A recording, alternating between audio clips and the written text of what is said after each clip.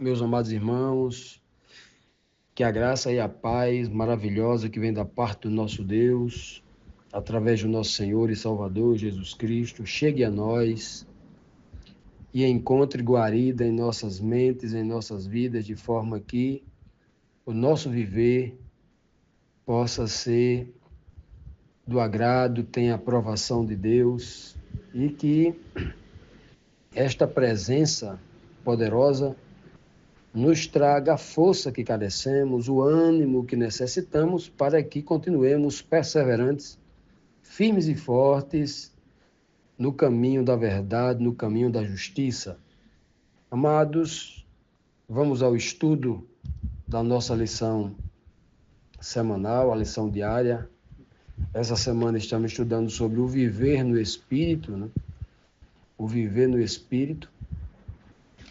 E só relembrando que ontem, na quarta-feira, nós estudamos quando o apóstolo Paulo disse claramente que Deus age na vida de todos aqueles que o amam, que estão buscando viver a sua verdade, se esforçando para fazer a sua vontade, com o apoio, com o auxílio do seu Santo Espírito, mas Deus age sempre com um propósito, e o propósito de Deus é um só: salvar o homem, né?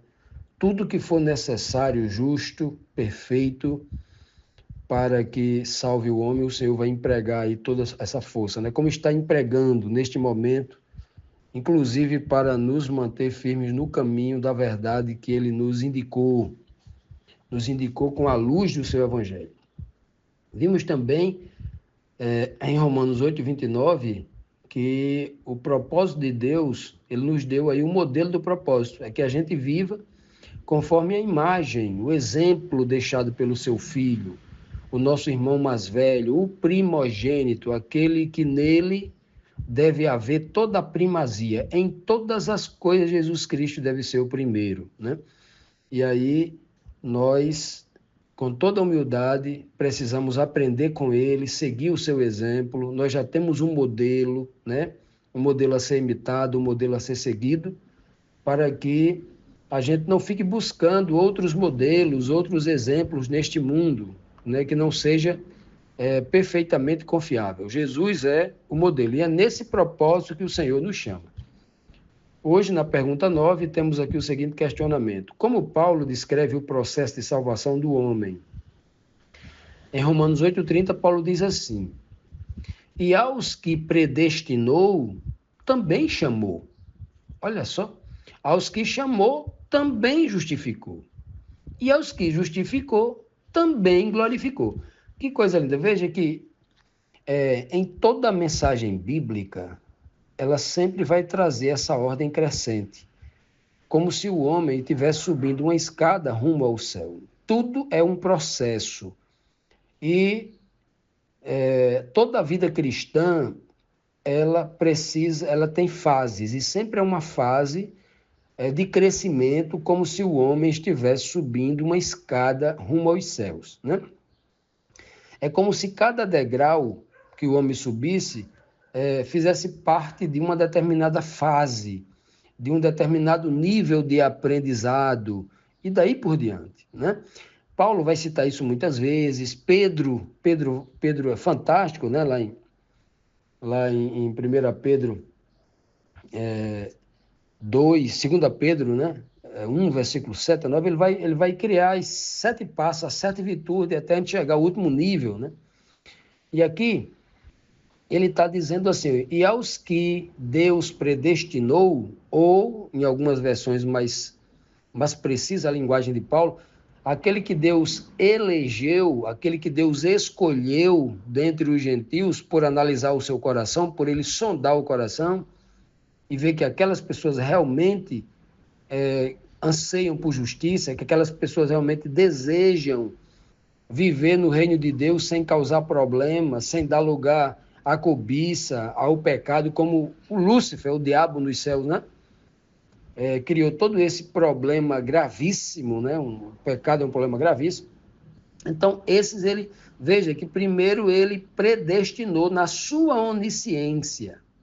Isso aqui não quer dizer que Deus escreveu o meu destino para eu me perder, e ele escreveu o seu destino para que você pudesse se salvar. Deus é quem escolhe, quem salva e quem se perde. Não é isso que a Bíblia está dizendo, como alguns têm pensado. Um erro gravíssimo, porque iria contradizer toda a Bíblia, quando o Senhor oferece claramente o livre-arbítrio, dizendo assim, olha, aqui está o caminho da vida e aqui está o caminho da morte. Escolha. Se Deus fosse esse Deus mau caráter, desculpa a expressão, e ele fosse o grande responsável pela morte e pela perdição de todo mundo, e fosse o responsável pela salvação de todos aqueles que vão salvar, ele era um Deus maligno. Olha, porque ele, sendo onisciente, influencia o meu destino, mentiu para mim, dizendo que eu sou livre para escolher, mas eu não sou. Outra mentira, que ele não me fez a sua imagem e semelhança. Imagem e semelhança significa dizer que eu, assim como Deus, tenho o poder de escolher e decidir. Sou um ser racional. A maior prova de que nós temos livre-arbítrio é que nós somos seres racionais. Temos a capacidade de pensar, analisar todo o cenário e escolher o que a gente entende ser melhor para cada um de nós, ok? Então, esse predestinou aqui significa dizer que Deus, na sua onisciência, viu a escolha de cada um, porque antes da palavra vir à mente, ele já sabe o que eu vou falar. Antes de eu pensar, ter desejo, ele já sabe qual vai ser o meu desejo. Ele sonda, ele sabe tudo, né? Anuncia o fim desde o princípio, que vai acontecer daqui a 10 milhões de anos, ele sabe, porque ele é onisciente. Então, nesse sentido é que a Bíblia, né, nessa palavra imprecisa aqui, segundo o entendimento da língua de hoje, né, predestinou. Veja que essas pessoas a quem ele sondou o coração, ele chama e insiste ali com seu espírito, né, tentar convencer a pessoa de que esse é o melhor caminho. E quando ele consegue, a pessoa escuta o chamado e vem, o que ele faz no segundo momento? Ele justifica aquele que veio, que reconheceu, que entendeu que precisava se arrepender, né? Confessar seu pecado, se arrepender, se converter, aí ele recebe a justificação. E todo aquele que Deus justifica, ele glorifica. Olha que coisa! Deus nunca se contenta em só chamar, ele nunca se contenta em justificar, ele precisa honrar, ele precisa dar uma glória. Aí a gente se questiona hoje, mas que glória eu mereço? Que glória eu, um pecador perdido, posso receber de Deus? Nenhuma. O nome disso aqui é bondade, o nome disso aqui é misericórdia, o nome disso aqui é amor. Continuando, amados, vamos aqui para a próxima pergunta, a 10ª, que traz aqui o seguinte questionamento. Que conclusão chega o apóstolo Paulo, mesmo sabendo da ameaça da carne à nossa vida do homem espiritual, o homem que sabe o que é certo, que entende que precisa fazer o que é certo, que sabe a beleza do caminho de luz que Cristo trilhou e nos aponta para fazermos o mesmo, esse caminho de preparo para a vida eterna, né? Então Paulo, quando fala aqui, deixando aqui claro para cada um de nós que esta carne, ela ameaça, é uma verdadeira ameaça, um verdadeiro obstáculo à influência do Santo Espírito de Deus ao nosso espírito, nos convencendo, nos motivando a andarmos no caminho da justiça e da verdade. A carne é um problema, né? Então, o que é que Paulo diz aqui em Romanos 8:31?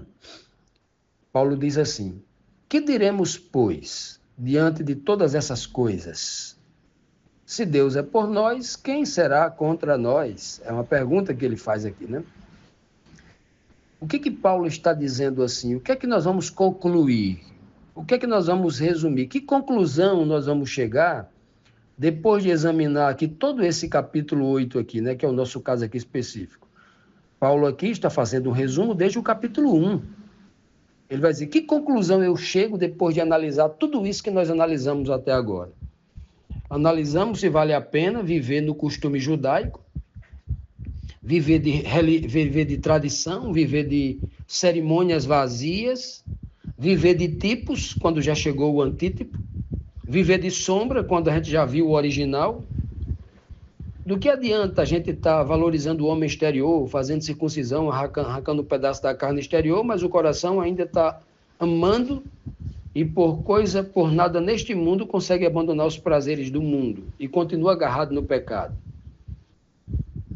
Ora, se Cristo veio, nos deu exemplo em carne, mas sobretudo um exemplo em um espírito, nos concede esse espírito para que a gente seja uma nova criatura.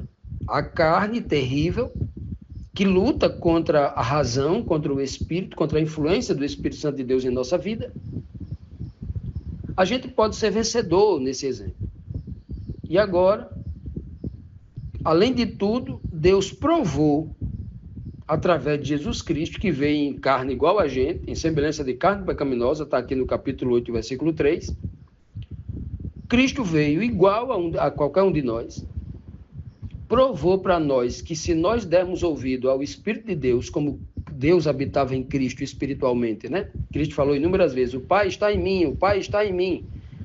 Ou seja, o Pai habitava em Cristo através do seu Santo Espírito. E aí Cristo provou que é possível, sob a influência do poder de Deus nele, viver sem pecar. Aí Paulo está dizendo aqui, olha, Cristo é o nosso exemplo. Se estamos em Cristo, o Pai nos deu Cristo como modelo, como exemplo, né? Foi o que nós acabamos de ler ontem, no estudo de ontem. Deus espera que nós vivamos conforme a imagem de seu Filho. A palavra imagem, tselen, no hebraico, significa imagem, homem interior. Semelhança, demute, homem exterior, aparência exterior. Então, Deus nos deu um filho espiritual para a gente imitar o caráter de Cristo. Deus não quer que a gente imite a roupa de Cristo, o jeito de Jesus andar, o jeito de Jesus Cristo falar, como as igrejas hoje é tudo assim. Um membro de igreja fica imitando o seu pastor. Tem igreja que os pastores todos falam iguais, parece que é tudo cópia um dos outros. Ou seja, dizendo assim, eu copio o ser humano, o meu padrão de imitação é o pastor presidente da minha igreja. Ou seja, é umas coisas estranhas, né?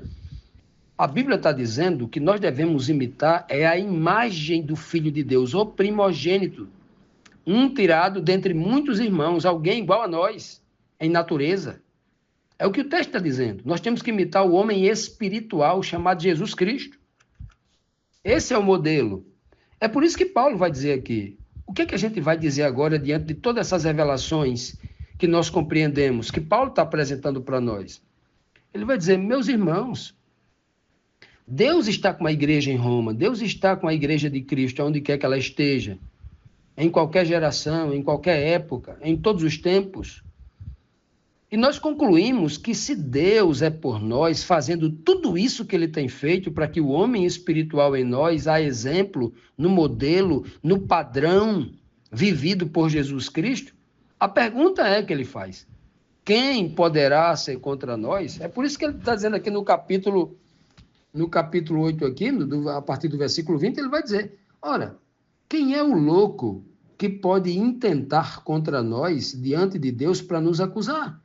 Se ele já nos chamou, se ele já nos tornou justos, ou seja, nos justificou, já não tem mais pecado nenhum em nós, porque desapareceram esses pecados, ele limpou a nossa vida, nos justificou, nós nos tornamos justos para o universo inteiro através de Jesus Cristo, um decreto dado por Deus, uma sentença dada por Deus, o grande juiz.